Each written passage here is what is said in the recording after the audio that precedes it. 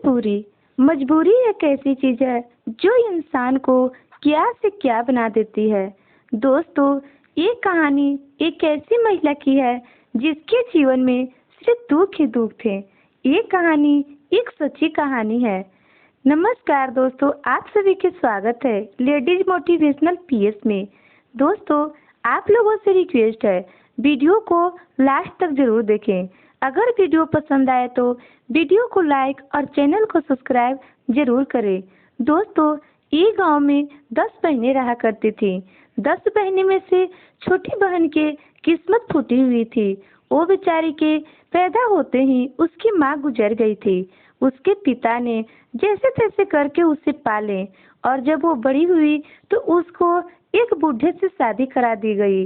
वो बूढ़ा इतना बूढ़ा था कि उसका खर्चा भी नहीं उठा पाता था, पर वो महिला कष्ट करके रोती रहती थी और कैसे कैसे भी करके अपनी जीवन व्यतीत कर रही थी। उसे 2 बच्चे हुए, एक लड़का और एक लड़की। वो महिला इतनी कष्ट में थी जो अपने बेटों बेटी को पेट पालने पर भी उसके घर में लाले पड़े थे, क्योंकि उसका पति तो कमाता नहीं था। वो महिला दिन रात भगवान से प्रार्थना करती थी, हे भगवान, मेरी जिंदगी तो तबाह हो ही गए, अब मेरे बच्चों की जिंदगी कैसे कटेगी। कुछ दिन ऐसे चलता रहा। उसके पति की एक दिन मृत्यु हो गई।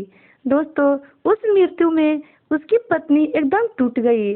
अब वो और अनाथ हो चुकी थी। उसके आगे पीछे कोई नहीं थे। गांव वाले भी उससे कुछ नहीं समझते थे। कहते हैं ना कि जिसका घर परिवार अच्छा नहीं होता, जिसका पति अच्छा नहीं होता, उसका इस दुनिया में कोई नहीं होता। दोस्तों, मगर वो औरत को भगवान पे इतना भरोसा था, इतना विश्वास था कि वो औरत हौसला नहीं हारी। वो औरत लकड़ी बेचकर, घास बेचकर कैसे कैसे गुजारा करती थी और अपने बच्चों को पेट पालती थी। दोस्तों, उसी गांव में एक साधु बाबा आए थे और वो एक दिन जंगल से वो औरत आई थी और जैसे ही बोझा रखकर वो बैठी थी, वैसे ही साधु बाबा ने जाकर उससे पानी मांगने लगे। वो औरत खीस में आकर साधु बाबा के थोड़ा सा गुस्से में बोल दी, क्योंकि उसका मन एकदम दुखी था। उसके घर में कुछ भी नहीं थे और वो बाबा जाकर उससे पानी और भोजन मांगे तो वो सोची कि मैं इन्हें कहाँ से दूंगी। यह समझकर वो औरत थोड़ा गुस्सा हो गई, पर वो बाबा बोले कि देखो बेटा, तुम गुस्सा मत हो, मैं तुम्हारे बारे में सब कुछ जानता हूँ। वो औरत बोली कि क्या आप जानते हैं बाबा, आप बताइए ना। वो बाबा जो थे बोले, तुम्हारे 2 बच्चे हैं, तुम्हारे पति की मृत्यु हो चुका है। वो औरत तो कही कि हाँ, वो तो मुझे देख कर भी कोई बता देगा। तो बाबा बोले कि नहीं बेटा, तुम्हारे बारे में मैं और भी जानता हूँ। औरत बोली कि आप क्या जानते हैं बाबा, आप मुझे बताइए। तब बाबा ने बोले कि तुम्हारे आंचल में माता पार्वती और शंकर जी की परछाई रहती है। तुम्हारे माथे पे भगवान शिव जैसे 8 लकीर बने हैं। वो औरत तो सोचने लगी कि ये तो सच में है। तो वो औरत बोली कि बाबा, मेरे आंचल में पार्वती माँ और शंकर जी हैं, ये मैं कैसे जानूं। तो बाबा बोले कि देखो बेटा, तुम जब सुबह सुबह मुंह धोती हो तो अपने आंचल से चेहरा को मत पोंछना और तुम पूरू भर के मुंह करके कभी भी कूला मत फेंकना। इससे तुम्हारे घर में धीरे धीरे बरकत होगी और भगवान भोलेनाथ तुम पे बहुत खुश होंगे। तब वो महिला उस दिन बाबा से पूछी कि तो मुझे क्या करना होगा जिससे मुझे भगवान शिव और पार्वती जी मुझ पे नाराज न हो।